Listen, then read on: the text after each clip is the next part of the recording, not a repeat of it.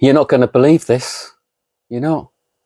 It's 9 o'clock and it's a Saturday morning. Yes, it's time for the Monster Magic Saturday Show. Let's do this. Wake up, it's a beautiful morning. Feel the sun shining for your eyes. Woohoo! Good morning, everybody. I do hope you're well.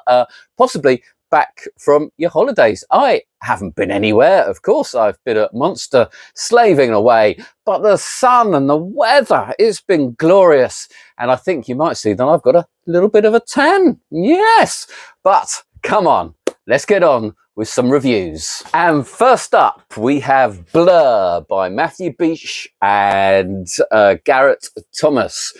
This is a Murphy's release, so it always gets a lot of attention. They do know how to promote a product. It's actually based on Matthew Beach and Garrett Thomas's 2021 release with Tenyo called The Blur. And this is really their attempt to turn that simple Tenyo card trick into a project. And so instead of there just being one trick on the tutorial is now almost 3 hours long and contains several other routines and ideas for the deck. The main routine is probably Garrett Thomas's 3-phase effect, where you casually fan through the deck of cards to show that they are all normal, and you then have one freely selected. You then fan through them again, and you can immediately name which card they have chosen. You then show that the reason you can do that is because it is the only blurred card in the normally printed deck. You then show that you're going to do it again, and you have another card selected. This time the whole deck turns blurred apart from their selection, including the jokers. It is a very nice routine with plenty of magical moments. Naming their card straight away is pretty strong in itself. The cards then blurring, or their card blurring, you know, the idea of messing with their eyes is pretty good. You end with the deck completely blurred, which gives you an excuse to put it away, because obviously it is not examinable. It is gaffed to the hilt. Let me show you what you get in here. I won't show you the cards because that might give the game away too much. But that's the blurred box. You can see in the tutorial and in the pictures how the blurred cards looked. It sort of marries two principles together, which allows some really nice, clean and fair displays. And in fact, on the tutorial, there's a whole section on the handling and how to show the deck so that you can get maximum effect from the idea that your participants have seen all of the cards normally printed and then all of the cards blurred. And I think that's pretty important. It sort of lessens their desire to check out the deck at the end, which clearly they can't do. The tutorial is nicely split up into 3 videos, sort of between 45 minutes and an hour long. It starts with how to set up the deck, and from that you get a real good sense of how much they thought about this trick, and how you set it up adds some really nice subtleties that help you get away with some of the moves. And then it drifts off into the routines. You've got Garrett Thomas's 3-phase routine and Matthew Bish's main routine, but you've also got a very simple routine where you just have a card selected, you immediately name it, and then you show it is blurred. And that's nice, and that is strong, and that is virtually self-working. The other routines do tend to involve some very basic sleights, and the deck and how you've set it up really helps with that. And a lot of it is more subtleties rather than outright moves. And there's plenty of misdirection as well. It's all really, really well taught. There's a whole section on the handlings and things like that. It's all really, really well covered. Where I think this does fall down is the fact that this deck is so heavily gaffed. I mean, the more you gaff a deck, the less versatile it becomes. The reason people like Craig Petty can do mind blocks and get hours of good routines out of it is because essentially it's very close to a normal deck of cards, so you can do lots and lots of card tricks with it. With this you can't, and that makes it very, very limiting. So although Garrett and Matthew have put their heart and soul into coming up with other uses for this deck. They've got a dual reality idea, which is fine and will work, but there are lots of other ways of doing almost exactly the same thing. Indeed, if you've got Limelight by Mark Elsden, he teaches a way of doing that, and a lot of phases of doing that with just a normal deck of cards. And to be fair, Matthew Beach has a nice idea of having the audience in on it rather than the person up on stage. It's almost like a reverse dual reality. But again, the fact that this cards are blurred isn't necessary. It could be any other form of distinguishing one card from another. The blur really does pin it down to messing with people's eyesight. Or they've got a hypnosis routine, which is quite nice. That's another way of, I suppose, messing with someone's mind rather than their eyesight. They've got a routine that involves the pinhole glasses, which again, it's all down to just eyesight or pseudo hypnotism. So although the handlings of the routines are different and the phases are different, it's all pretty much the same effect. The blurred box and the blurred jokers are really just for kicker effect at the end, but that is a nice touch. The big difference this has over the Tenyo product is that it is on bicycle cardstock. In a bicycle case. It's mandolin back rather than rider back, but they are so similar that no one really cares. And that's it, really. I don't think any of the other routines, although they're nice ideas and are imaginative, are specific to the deck and that you're really going to use them. And since it's a gaff deck anyway, is it any more fooling that it's on bicycle stock than it would be in the Tenyo product? It's a good trick with some nice strong magic moments, some nice visual moments, and if you're a beginner you can start off with the very basic one phase routine, and then as your confidence grows you can move on to the 3 phase routine, and that'll be quite rewarding. Unfortunately, the deck just isn't as versatile as they're trying to make it, and I don't think it deserves the 3-hour tutorial that they've given it. And I think the added value over their original Tenyo product, which is only £18, is pretty minimal. That is Blur by Matthew Beach, Garrett Thomas, $33.99.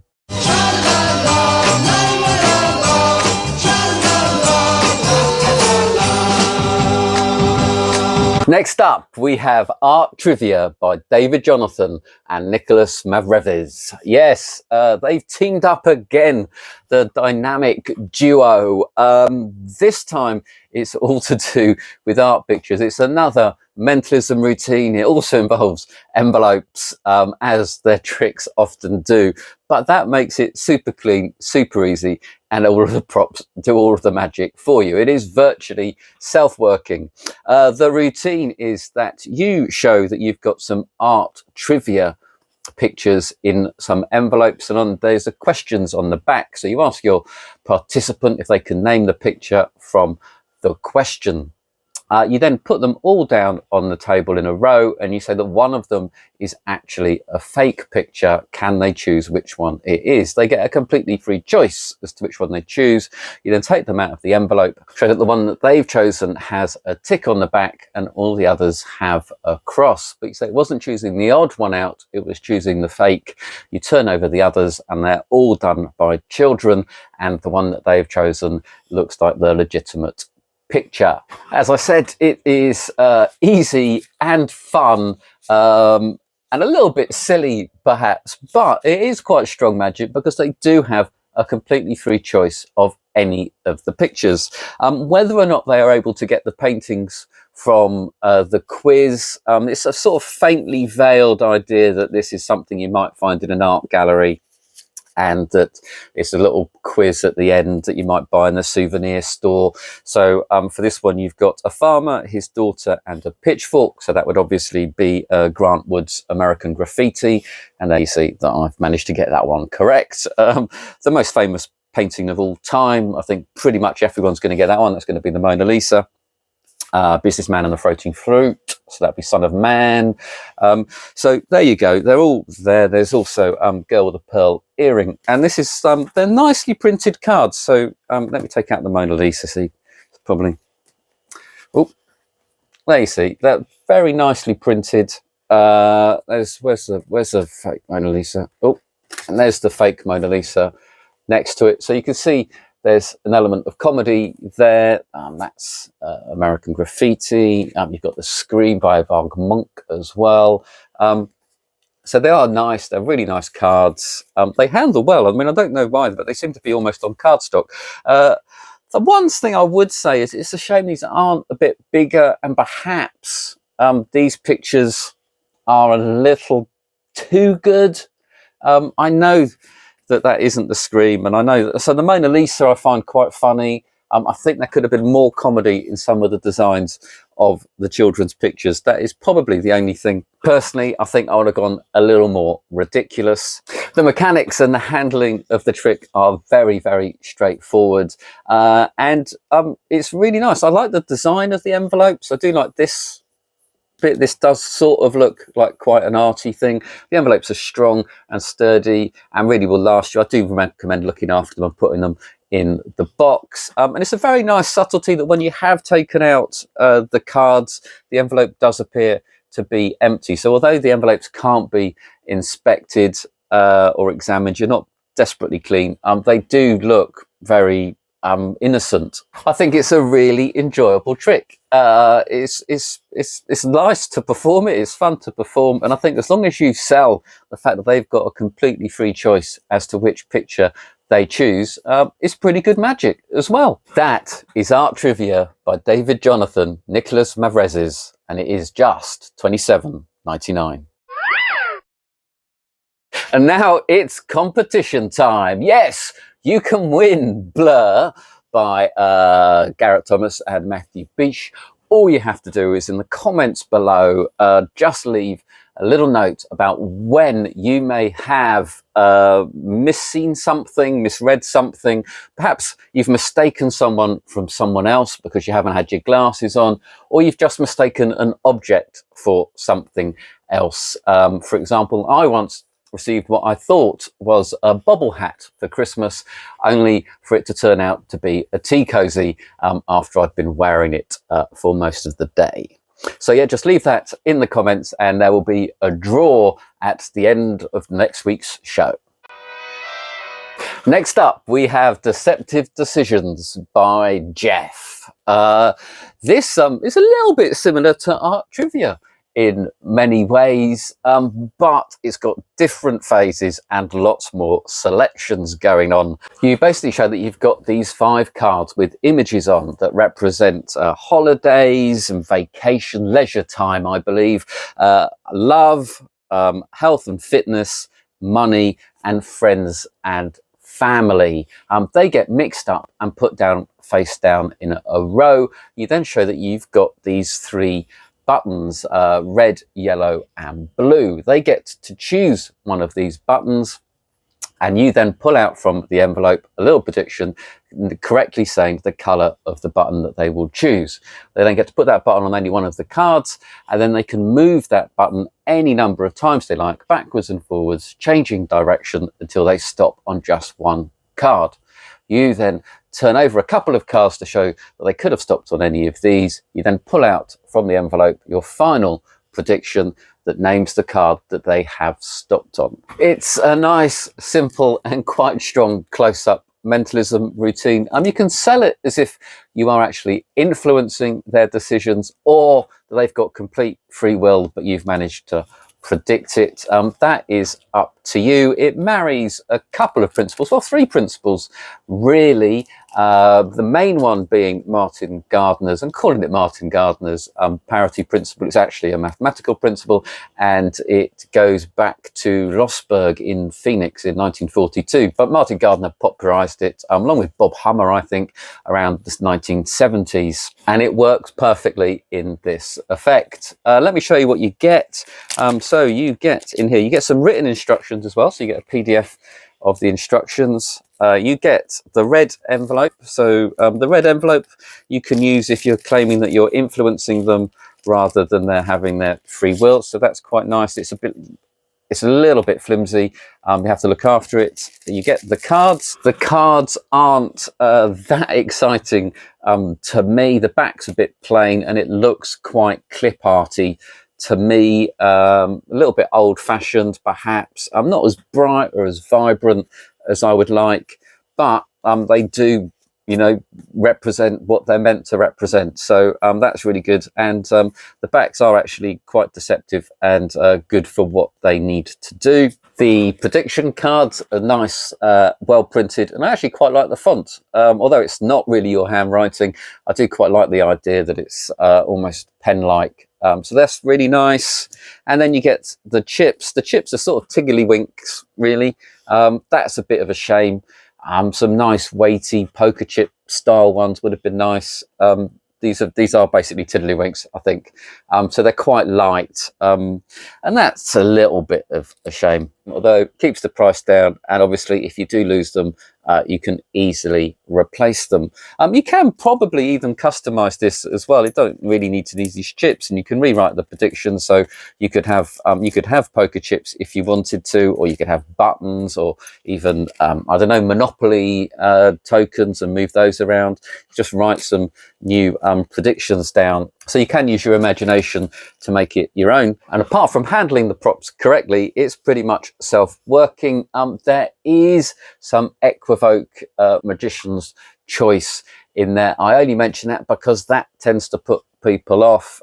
Jeff does run through it. It is very simple. You may not have to use it every time, of course. And it's not a long-winded Equivoke by any means, so it's well worth practicing how you present Equivoke or Magician's Choice, but Jeff does teach it very nicely and it flies just fine. It's not the major point of this routine either. The real climax is the fact that you have predicted which of the 5 cards they'll land on, and to be honest, it does seem really, really fair. It does seem really, really random. So it is pretty powerful.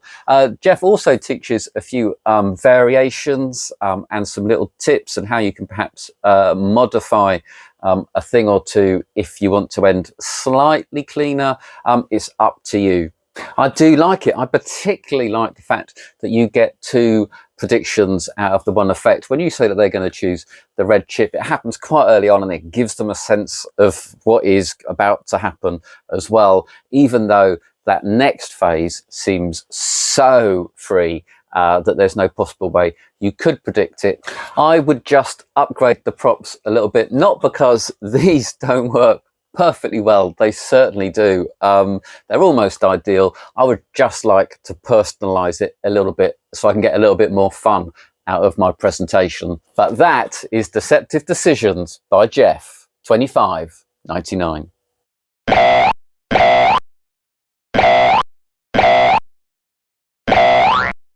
And finally, it's a blast from the past. It's Magnet Zero by Henry Harrius and Armando C. I was never sure whether this was Magnet O or Magnet Zero, but it is Zero, apparently, from watching the tutorial and refreshing my memory.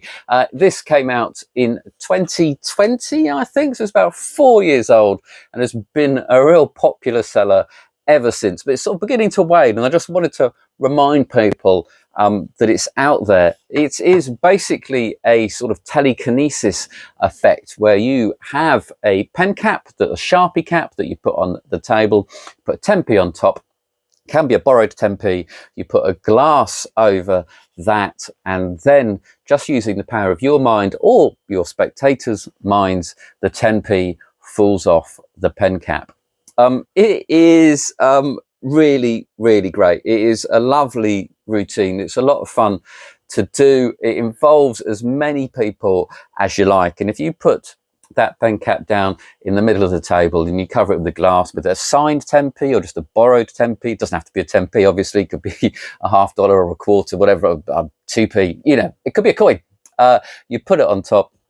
When that falls off, it is a great great surprise. It is very, very well made by Henry Harris as well. The tutorial is about 40 minutes long, and it's by Henry and Armando. They run through both of their routines. Henry Harris is quite a simple, straightforward routine of just getting people to imagine the coin and using the power of their mind to make that coin fall off. He uses the glass. The glass is a great addition.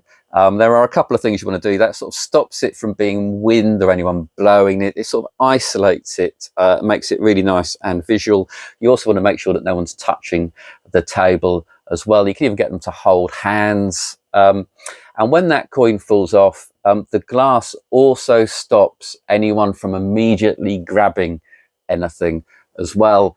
So that's really nice. He teaches a good clean up, how to get into it as well. So ringing in the cap and ringing the cap out are both covered. Armando C's routine takes a lot from Wayne Dobson's Echo and has a lot of comedy in it, as does Wayne Dobson's Echo, and that's a lot of fun of a presentation as well. If you're not too serious a performer and you don't think you can get everyone believing that you can control the coin, or that you can make them all be really serious about the telekinesis bit, then Armando's routine is a lot of fun and highly entertaining and amusing. And you can also script that however you like and wing it a little bit too. I don't want to show you too much of what you get in here, but the coin falling is pretty much in your control. That is the cap. It is very much similar, almost exactly the same as a Sharpie cap. I'd be surprised if they haven't actually made it from genuine Sharpie caps, to be honest. And as you can see, it's pretty durable and it will live in your pocket. So you're really only carrying around a Sharpie, the cap, and a little thing that keeps that coin falling within your control. You get a choice. You can have it fall off exactly when you want it to, or on a little timer of 7 seconds. And it's very easy to operate. It's very easy to set up.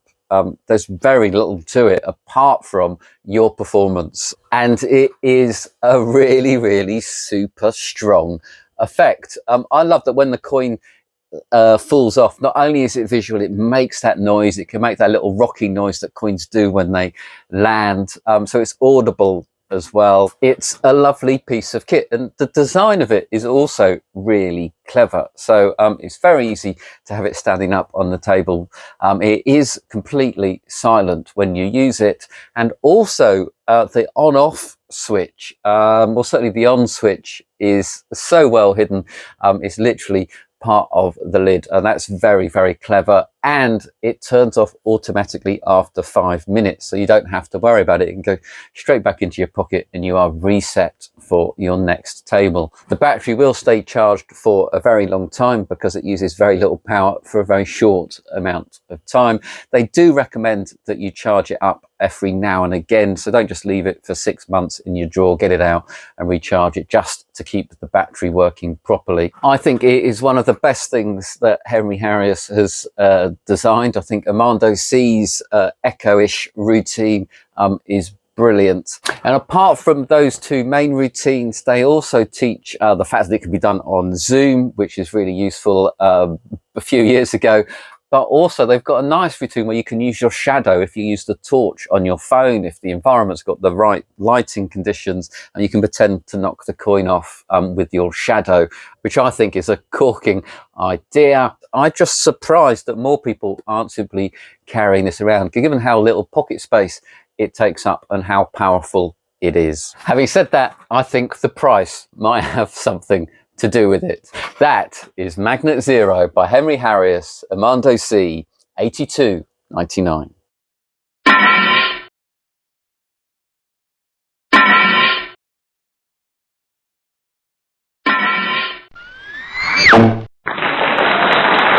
And that's it for this week's show, I'm afraid. Please do subscribe if you don't already. Please do like the video. I am still obsessed with checking it every 5 minutes once it's gone out to see how many thumbs up I have. And thank you, all of your comments every week. I do read them all. I try to reply to as many as possible. And if you've got any questions, do just pop them in the comments and I will endeavour to answer them as best I can. But until next week, come on, grab some magic, get out there and have some fun with the best hobby in the world. Bye-bye.